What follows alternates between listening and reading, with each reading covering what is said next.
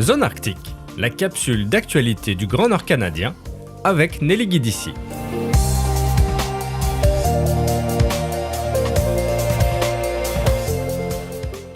Le groupe de travail de protection de l'environnement arctique marin du Conseil de l'Arctique, appelé PAM, a divulgué les données les plus récentes concernant le trafic maritime dans l'océan Arctique.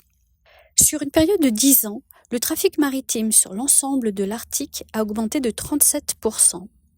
1782 bateaux ont été comptabilisés en 2023 contre 1298 10 ans plus tôt en 2013. De plus, 41% de ces navires sont des bateaux de pêche, avec 723 navires de pêche, tous pavillons confondus, comptabilisés en 2023.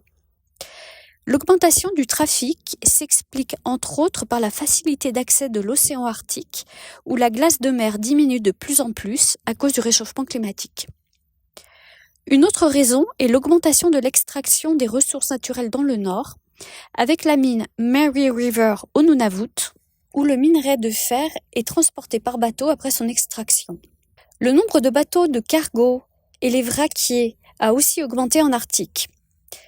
Dans la région arctique, où le climat se réchauffe 3 fois plus vite que dans le reste du monde, les bateaux de pêche, les pétroliers et les cargos sont les plus gros émetteurs de carbone noir, qui est un gaz à effet de serre. Un regroupement international d'associations de protection de l'environnement, appelé Clean Arctic Alliance, a demandé le 8 décembre dernier à la présidence norvégienne du Conseil de l'Arctique de faire preuve de leadership et de prendre des actions concrètes pour contrer ce problème des émissions de carbone noir en Arctique. L'une des mesures proposées par Clean Arctic Alliance vise la responsabilité de chaque État membre du Conseil de l'Arctique en leur demandant de publier un rapport actualisé sur l'état d'avancement de la mise en œuvre et du respect de leurs engagements à réduire les émissions de carbone noir de 25 à 33% d'ici 2025.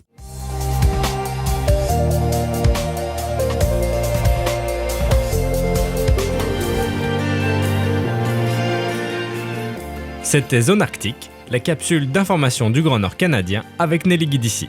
Pour retrouver tous les articles de Zone Arctique, lisez le journal L'Aquilon, disponible en kiosque tous les jeudis ou sur aquilon.nt.ca.